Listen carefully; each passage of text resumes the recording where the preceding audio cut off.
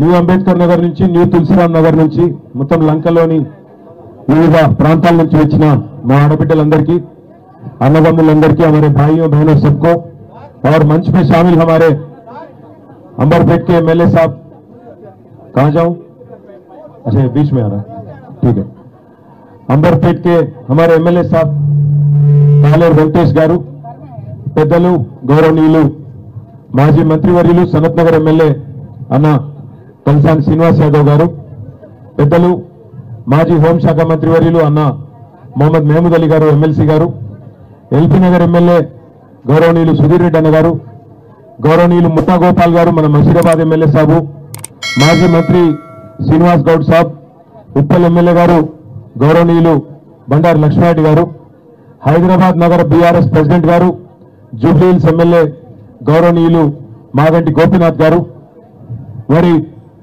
Service లో ఇక్కడ ఉన్న పోలీసులు మా వాళ్ళు చాలా మంది ఉన్నారు మీ అందరికీ బాస్ గా పనిచేసిండు ఆయన డైరెక్టర్ జనరల్ ఆఫ్ పోలీస్ గా పనిచేసి ఆ వాలంటరీ రిటైర్మెంట్ తీసుకొని ఈ రోజు ప్రజా సేవలో విచ్చేసిన గౌరవనీయులు ఆర్ఎస్ ప్రవీణ్ కుమార్ గారు తమ్ముడు బాల్క సుమన్ గారు కార్తిక్ రెడ్డి గారు మరి గౌరవనీయులు హుజూరాబాద్ ఎమ్మెల్యే తమ్ముడు కౌశిక్ రెడ్డి గారు భూపాలపల్లి మాజీ ఎమ్మెల్యే గౌరవనీయులు రమణారెడ్డి గారు అదే విధంగా మన ఎల్లారెడ్డి माजी एमएलए सुरेंद्र गारू हमारे सबके चाहिए सोहेल भाई और मंच में शामिल हमारे कॉर्पोरेटर सारे लीडर वेंकट रेड्डी अन्ना अदे विधंगा मा एमएलसी नवीन कुमार रेड्डी गेल्लु सीनु मा కార్పొరేటర్లందరికీ పేరు పేరున ఏలోలో పేరు చెప్పలే వాళ్ళు మనసులో తిట్టుకోరి బయట గిట్టుకోరి అని చెప్తూ మరి కెమెరాలు అజిత్ రెడ్డి విక్రమ్ రెడ్డి అందరి పేర్లు చెప్తారు భైగా అయితే ఇంతమంది ఇంత మరి పనులన్నీ బంద్ చేసుకొని ఎల్లుండి నుంచి నిజానికి బతుకమ్మ పండుగ శురు అవుతుంది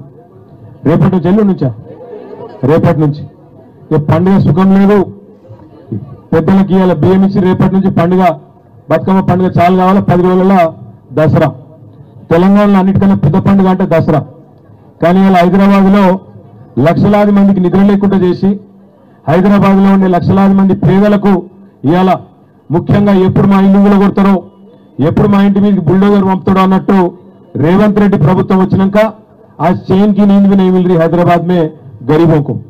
मैं बस एक चीज कहना चाहता हूं, हमारे जो कमर साहब यहाँ बोले, बाकी लीडर भी जो बोले, मी अंदरितो नेनु चेप्पेदी ओकटे, మనము ముందుగా మన హక్కులు మనం తెలుసుకున్నప్పుడు మన ఏ ప్రభుత్వం కూడా ఇష్టం వచ్చినట్టు మన మీదకి రానికే ఉండదు. ఇక్కడ మనం అడగవలసింది ఒక ప్రశ్న ముందుగా, సరిగ్గా 10 నెలలు అయింది రేవంత్ రెడ్డి అడ్మారి గుడి దెబ్బల ముఖ్యమంత్రి అయిపోయి 10 నెలలు అయింది. హైదరాబాద్లో మీరు ఎవ్వరు ఓట్లు వేయలే, అంబర్పేటలో మీరు అందరూ వెంకటేశ్వరకే వేసారు, హైదరాబాద్లో మొత్తం మనకే వేసారు. అందుకే హైదరాబాద్ మీద పగబట్టిండు.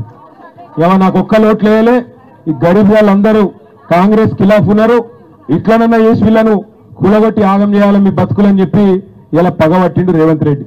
కానీ ఒక్కసారి యాద్ చేసుకోండి, ఏం చెప్పిండు 10 నెలల ముంగట? అప్పుడు ఇక్కడ ప్రచారంకి వచ్చిండు, తిరిగిండు, ఏం చెప్పిండు? కేసీఆర్ 2000 పెన్షన్ ఇస్తుండు, ఇంట్లో అవ్వను అయ్యను ఇద్దరు ఒకరికే ఇస్తుండు, ముసలవ్వకో ముసలోన్కో.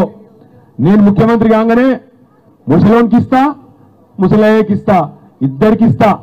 కేసీఆర్ 2000 ఇస్తా అన్నాడు, నేను 4000 ఇస్తా. అవ్వకేమో అత్తకేమో 4000, కోడలుంటే కోడలకు 2500, 2500 ఇస్తా. చెప్పిండలే ఇవన్నీ 6 గ్యారెంటీలు అన్నాడా? ఇంటింటికి దస్కా పెట్టి పంపించిండా? వచ్చినాయా 2500, 4000 వచ్చినాయా? వచ్చినాయండి సీక్రెట్గా ఇక్కడ ఏమన్నా రాకపోతే రాలేని గట్టిగా ఇప్పుడు వచ్చినాయా రాలేదా? కేసీఆర్ 1,00,000 రూపాయలు ఇస్తుండే లగ్గం చేసుకుంటే పేదోళ్ళు, నేను మీకు తులం బంగారం ఇస్తా అన్నాడు. వచ్చిందా తులం బంగారం? తులం ఇనుమని వచ్చిందా మీకు? బంగారం రాదు, ఇనుము రాదు, మనుగుడు రాదు. ఇంకెన్ని కథలు చెప్పిండు? రైతులకు కేసీఆర్ 10,000 ఇస్తుండు, నేను 15,000 ఇస్తా అన్నాడు. ఇచ్చిందా ఎవరికైనా రైతులకు? 6 గ్యారెంటీలు 100 రోజులు అన్నాడు, 300 రోజులు అయింది, 300 రోజులు అయింది ఇప్పటికి. వచ్చిన ఒక్కరికన్నా ఒక బుడ్డ పై సంబంధించేమో బుడ్డ పైసి. మూసీ మే లూటో ఢిల్లీ మే బాటో. మూసీల నట 1,50,000 కోట్ల రూపాయలతోని, 1,50,000 కోట్లు, 1,50,000 రూపాయలు కాదు, 1,50,000 కోట్లు అంటే ఎంతనో ఎరికేనా? మన రాష్ట్ర బడ్జెట్లో సరిగ్గా సగం, మన రాష్ట్ర బడ్జెట్లో సరిగ్గా సగం పైసలు పెట్టాట మూసిన 55 కిలోమీటర్లు ఉద్ధరించి దీన్ని ఒక అద్భుతమైన లండన్ లెక్క చేసి ఇక్కడ ఉన్న గరీబ్ వాళ్ళందరినీ తీసుకుపోయి జంగల్లో వారిస్తారట. మరి ఊకుందామా సపరేక? మేమందరం ఎక్కడ వాళ్ళం అక్కడ పోవాలన్నా? మరి 38 ఇళ్లకు రంగులేసిపోయినరట, ఆర్బిఎక్స్ అని.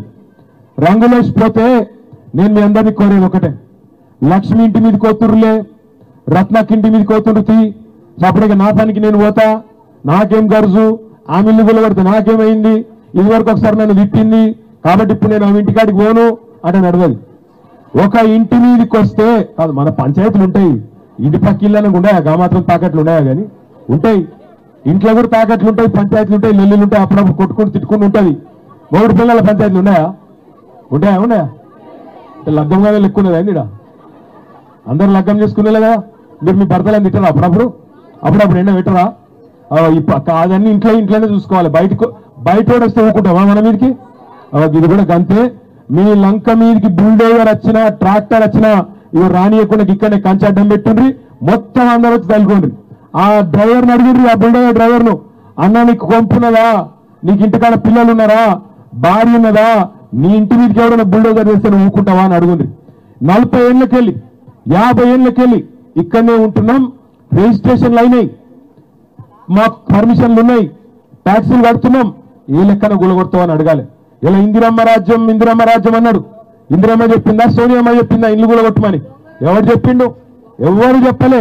ఇందిరమ్మ రాజ్యం ఇల్లు కట్టిస్తా అన్నావు, ఇల్లు గులగొడతా అని చెప్పలే. అయినా నాకు తెలియక అడుగుతా, ఇయ్యాల ఇక్కడున్న ఒక మల్లయ్య ఇల్లు గులగొట్టి అక్కడ మాల్ కడితే ఏమొస్తుంది నీకు?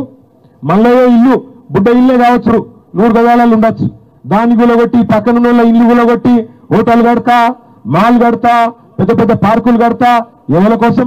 ఇక్కడ ఉన్నవన్నీ బొందల గడ్డలు చేసి ఇక్కడ ఉన్న వాళ్ళందరినీ లేపేసి దాని మీకెళ్ళేదో కడతా అంటే ఎవరి కోసం అని నేను అడుగుతున్నా. నువ్వు చెప్పిన మాటలేంది? గవర్నమెంట్లకు రాకముందు గరీబులను మంచిగా చూస్తా అని చెప్పినావు, రైతులను మంచిగా చూసుకుంటా అని చెప్పినావు, పెద్ద మనుషులు నడుచుకుంటా అని చెప్పినావు, అత్తలను చూసుకుంటా, కోడలను చూసుకుంటా, నల్ల బిల్లులు కడతా, కరెంటు బిల్లులు కడతా, మీరు కట్టే అక్కర్నే లేదు, సోనియా గాంధీ కడుతుంది, ఫ్రీ గ్యాస్ ఇస్తా, ఫ్రీ బస్సు పెడతా, ఇన్ని కథలు చెప్పిండు. ఇవాళ ఎప్పుడైనా చెప్పినా ఇల్లు గులగొడతా అని? ఇల్లు గులగొడతా అంటే ఓట్లు పడుతున్నానా? మరి ఇంకొక మాట అడుగుతున్నా, ఇక మీరు గెలిపించిన ఎమ్మెల్యే ఇక్కడ ఉన్నాడు, మీరు గెలిపించిన ఎమ్మెల్యే మీకోసం కాలేరు వెంకటేష్ నేను అడ్డం వస్తా అని చెప్పి ఆయన ఇక్కడ నిలబడ్డాడు. మరి నేను ఒక్క మాట అడుగుతున్నా, నేను ఒక్క మాట అడుగుతున్నా, మీరు గెలిపించిన ఎంపీ ఏడవేండు? మీరు గెలిపించిన ఎంపీ, మీరు ఓట్లేసి అంబర్పేట నుంచి గెలిపించిన కిషన్ రెడ్డి ఏడవేండు? ఎందుకు మాట్లాడతలేడు? మరి ఏం అసలు మా ఇద్దరు ఏమైనా బదులుకున్నారా ఏంది? కిషన్ రెడ్డి రేవంత్ రెడ్డి బదులుకున్నారా గరీబ్ గాలను లేపేమని? అందుకే నేను అడిగేది మిమ్మల్ని అర్థం చేసుకోండి. ఎవరు గరీబ్ వాళ్ళతో ఉంటారో అర్థం చేసుకోండి, ఎవరు మీకు కష్టం వచ్చినప్పుడు మీతో ఉంటారో చూడుండ్రి, ఎవరి నియతేందో తెలుసుకోమని చెప్పి నేను అడుగుతా ఉన్నా. దేవుని పేరు చెప్పి ఓట్లు వేయించుకుంటూ కాదు, పేద ప్రజలే దేవుళ్ళు అనుకుంటే వాళ్ళకి కష్టం వచ్చినప్పుడు వాళ్ళ కోసం నిలబడేటువంటి నాయకుడు తప్ప ఇలా దేవుని పేర్లు చెప్పుకొని ఓట్లు వేయించుకొని డబ్బల ఓట్లు వేయించుకొని పదవులలో కూర్చొని ప్రజలకు కష్టం వచ్చినప్పుడు తప్పించుకుపోయేటోడు నాయకుడు ఎట్లయితారని అడుగుతున్న కిషన్ రెడ్డిని నేను. ఇలా ఒక్క అంబర్పేట కాన్స్టిట్యున్సీలో దగ్గర 1500-1600 కుటుంబాలను రోడ్డు మీద వేస్తా అని చెప్తున్నాడు. నేను వెంకటేష్ అన్న చెప్తున్నా, బయటికి చెప్పే లెక్కలు వేరున్నాయి, లోపల లెక్కలు వేరే అలాగే ఉన్నాయి. బయటికి ప్రభుత్వం చెప్తుంది దగ్గర 18,000-20,000 మంది పోతారని చెప్తుంది, కానీ లోపల లెక్కలు వేరే ఉన్నాయి. దగ్గర 40,000 మందిని, 40,000 కుటుంబాలను, అంటే దాదాపు 1,50,000-2 లక్షల మందిని రోడ్ల మీద వారేసే ప్రయత్నం ఈ మూసీ ప్రాజెక్టు. ఎవడు అడిగిండి అసలు నేను మూసీ ప్రాజెక్టు చేయమని? గరీబులకు 2,500 ఇస్తాను, అది ఈమని అడుగుతున్నారు. మాకు బతుకమ్మ చీరకు కేసీఆర్ ఉన్నప్పుడు చీర పెడుతుండే, నువ్వు 2 చీరలు పెట్టి నేను కాదన్నాడు ఎవడన్నా? రంజాన్ కు కేసీఆర్ ఉన్నప్పుడు తోఫా వస్తుండే గరీబులకు, ఇప్పుడు అది కూడా దిక్కులేదు. క్రిస్మస్ కు కానుక వస్తుండే, అది దిక్కులేదు.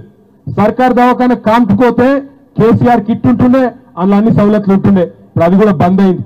ఒకటి కాదు, బతుకమ్మ చీరలు వచ్చినాయని అడుగుతుండే సీననా. ఇదివరకు మంచిగానే ఉన్నాయా చీరలు? బాగాలేకున్నానా? బాగానే ఉన్నాయా? ఇప్పుడు సీరియల్ లేదు, రైతులేదా? రేవంత్ రెడ్డిని నమ్ముకుంటే 5 పోతాయంట గంటలు అన్నవాడు. నేను మిమ్మల్ని అడిగేది ఒక్కటే, గరీబులకు పని చేయమని గద్దెనెక్కిస్తే గద్దెలెక్క అయ్యాల గరీబుల ఇల్లు గులగొడతా, నేను మిమ్మల్ని ఖతం చేస్తా, మిమ్మల్ని రోడ్డు మీద వాడేస్తా అంటే చూసుకుంటా ఊకునేందుకు మేము ఇవ్వాలం కూడా సిద్ధంగా లేము. మీతో పాటు భుజం కలిపి మేమే ఇక్కడికి వచ్చి అడ్డుకుంటామనే మాట కూడా నేను విజ్ఞప్తి చేస్తా ఉన్నా. దయచేసి